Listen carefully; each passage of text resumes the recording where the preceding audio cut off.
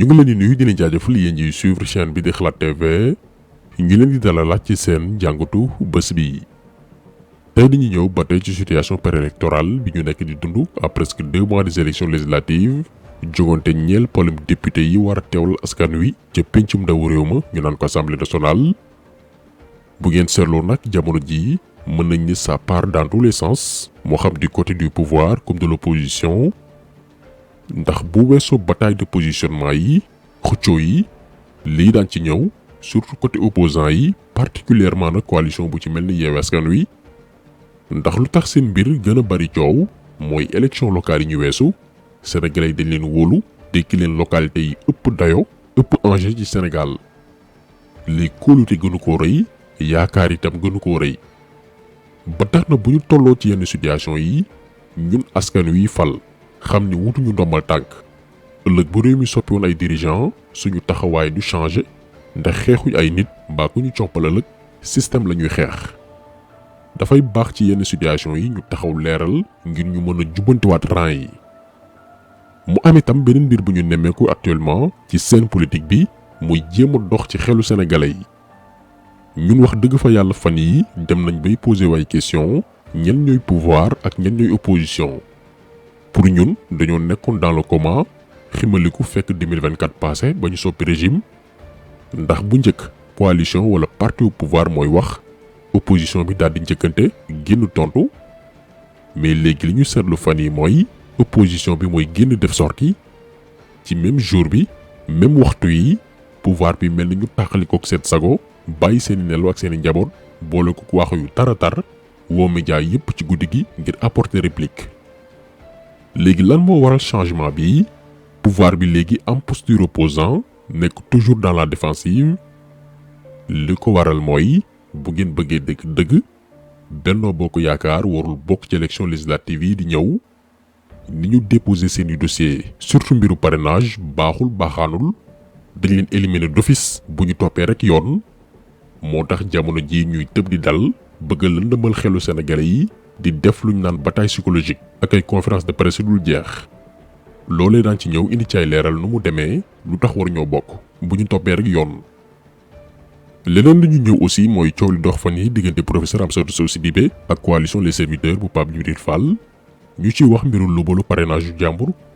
ñiy jàppee ko acharnement ci candidat boo xam ne bari nañu ko gëm am ci moom yaakaar am ñu gis ni waa ji teg xel la. ñun nag am nañ ci suñu jàngatu bopp gannaaw bu ñu dégloo ñaari version yi xool li xel mën a nangu ak li leerul suñu bopp. donc lii mooy poñ yi ñu fas yéene waxtaanee tey gannaaw coow yu bari yi jib ci langum politique bi te mérité ñu taxaw ci ndax li nga xam ne ñu ngi koy dëgmal duy caaxaan ndax mooy dernière étape laata présidentielle yu 2024 yi war a définir ëllëgu Sénégal. fi ñu koy tàmbalee mooy coalition Yewwi Askan Wi nga xam ni jamono jii seen candidature yi département bu Dakar dañ ko rejeté donte jamono ji ñi ngi def recours ngir ñu mën a defaraat mbir yi te leen ko yóbbee muy xëccoowu ñenn ci ñoom fii nag la ñu bëgg a taxaw ndax bu ngeen seetloo depuis ba seen coowal Ndakaaru jibee ñu naan Barthélémy Dias dem na DGE Ndakaaru dina yënguwaat am sax ñu doon wax naan na jeunes yi génn ndax Macky Sall dafa soppi liste Yewwi Askan Wi ci Dakar ngir mën ko rejeter jamono yooyu yëpp ñun dañ ne tekk waxuñ ci ndax amaana buñ ko partagé woon ay jeunes mën nañ koo dégg dem di engagé wu ci combat boo xam ne xamuñu nu mu demee donc ñu ne tekki tey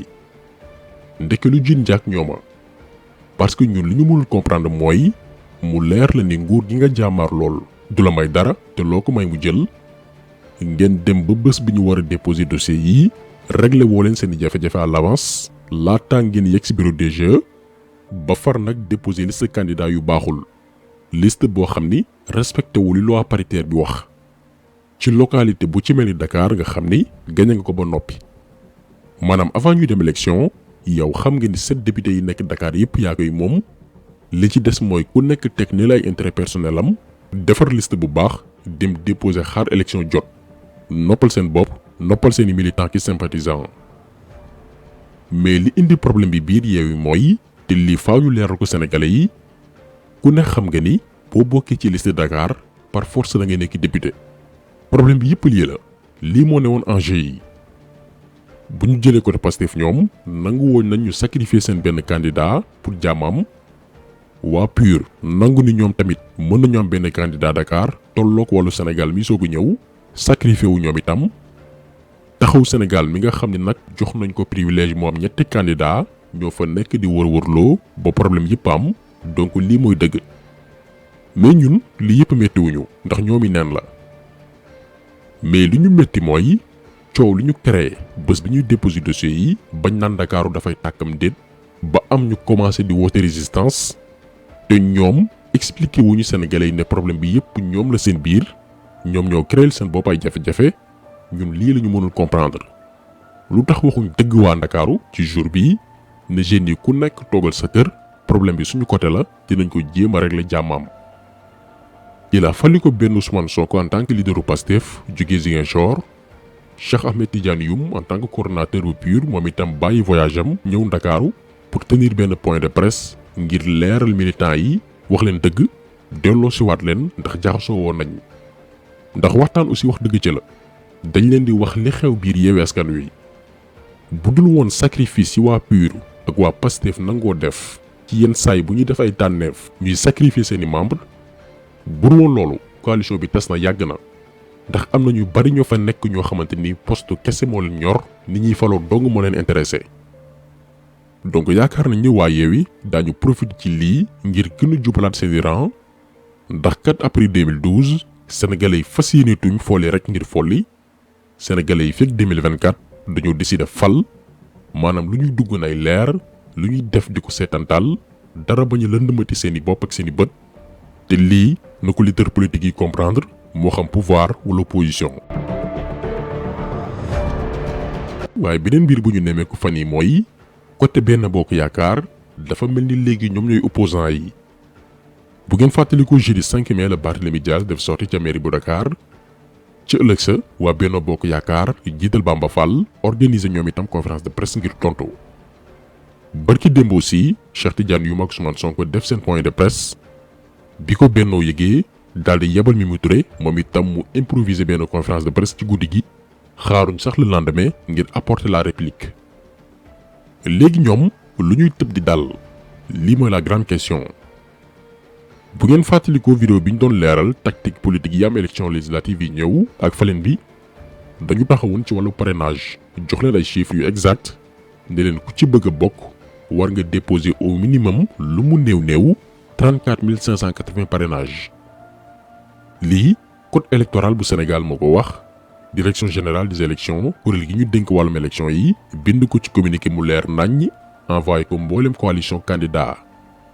maanaam say parrainage warul yées 34 580 warul tamit romb 55 327 parrainage dafa am benn lim bu ñu fixé ni lii la par exemple ku am 34 579 parrainage maanaam yow benn parrainage dong moo la manqué doo bokk ci élection falum député yi ñëw parce que mataloo le minimum requis yi ku romb également 55 327 parrainage te ci lu ëpp li nga xamante ni loolu la code électoral bu Sénégal wax maanaam nga dépasser le maximum requis yi doo bokk ci législative yi ñëw loi bii nii moo taxoon présidentielle bu 2019 Malick Gakou ñu daal di koy éliminer ndax liñ ko laajoon ci parrainage da ko dépassé ren en 2022 ndekete waa Benno Bokk Yaakaar contrairement au procès verbal de contrôle des parrainages bi ñu wan ne 55 327 parrainages la ñu déposé comme ni ko code électoral bu Sénégal sàkkuwee ndeke demeewul noonu Benno Bokk Yaakaar comme ni ngeen koy gisee ci dossier bii ñu déposé ñoom direction générale des élections 55 328 parrainages la ñu déposé maanaam dépassé nañ nombre bi code électoral santaane lii li muy tekki mooy élection législative yi ñëw Benno Bokk Yaakaar waru cee bokk ndax jàllul sax état bu parrainage yi parce que respecté wul li code électoral bu Sénégal wax muy le maximum requis lim bi war a ko weesu ñoom dañoo far ëppal dépassé ko te code bi da koy aaye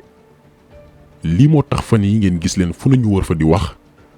parce que waruñu présenter benn liste ci Sénégal ndax jàlluñ parrainage dañ leen war a forclose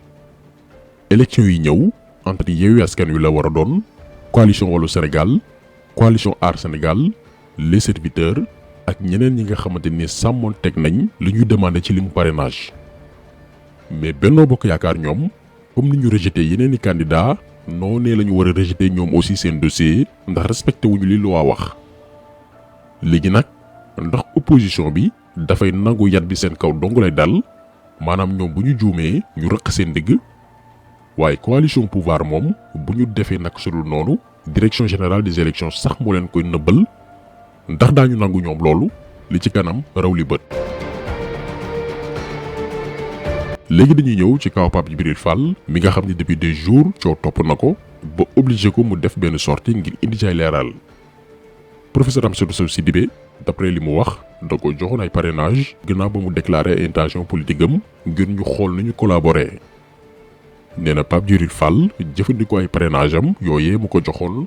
te ba tey woowaatu ko rax ci doole mu koy woo jëlul. salaamaaleykum Pape Djibril Fall man la professeur Amsatou Sow Sidibé essayé naa jokkoo ak yow fan yi yëpp bàyyi la ay message je n'y arrive pas je vais laisser un autre message même bu dee benn parrain jox naa la ko astama jox naa la des milliers de parrains léegi nag li ma seetlu ne dafa am xëy na lu tax amuloo courage wax ma lan moo xew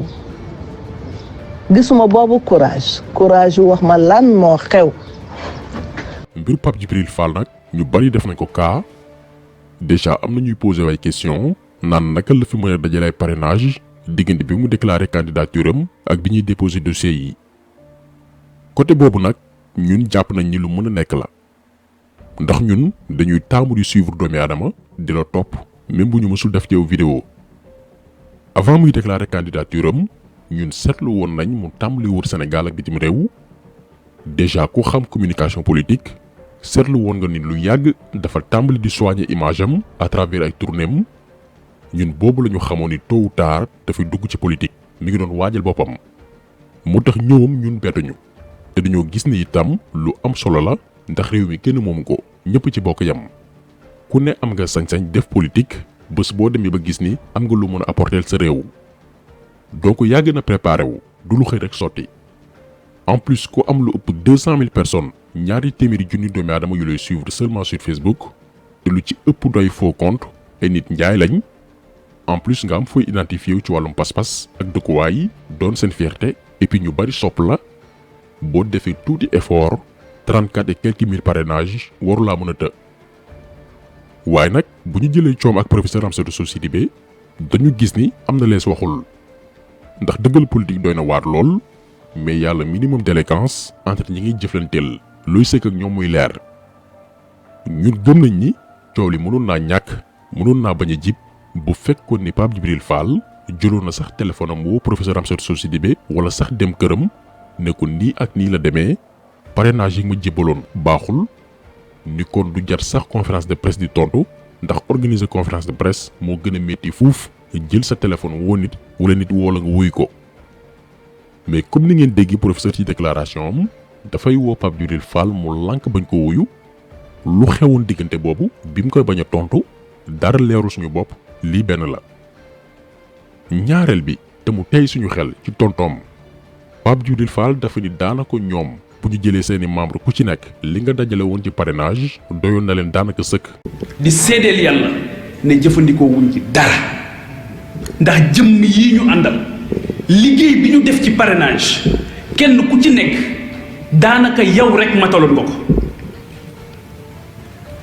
waxuma laa nag ñun sunuy sabab yi nga xamante ni def nañu ko. maanaam bu ñu boolee woon seeni coalition ku ci nekk li ngi di ci parrainage dajale ko dina romb fuuf li code électoral bu Sénégal di sàkku donc même bu ñu rejeté woon seen yenn signatures yi war nañu dese ay junni parrainage pour mottali. boo jëlee par exemple PDS bi leen waxee ni 5000 parrainage ngeen war a mottali demaatuñ di def campagne parce que fekk nañu dencoon ay centaines de milliers de parrainage mais contrairement à Pape Djibril Fall li mu wax ñoom bi ñu rejeté seen 2000 parrainage ne leen da ngeen war a mottali automatiquement dañoo joxe ay numéro ngir woote ku leen mottalil te nee nañ seen membre yi ñuy dénk wàllu woowee daanaka ku ci nekk mataloon nga li mu parrainage yi ñuy sàkku ngir participer ci élection législative donc yii yëpp ay contradiction yu leeru la suñu bopp yu leeru la ci bopp sénégalais yi nga xamante ni dañuy déglu wax di taataan ak a bàyyi xel benn kàddu bu ci nekk. li koy leeral nag coow lii muy ndax Pape Djibril Fall dafa utiliser parrainage am soto société bi déet mooy comme ni ko avocat professeur bi waxee bu ñu defee seeni plainte bi ñu annoncé ñoom ba ñu ubbi ab enquête yoon dafay am possibilité xool parrainage yi Pape Djibril Fall déposé direction générale des élections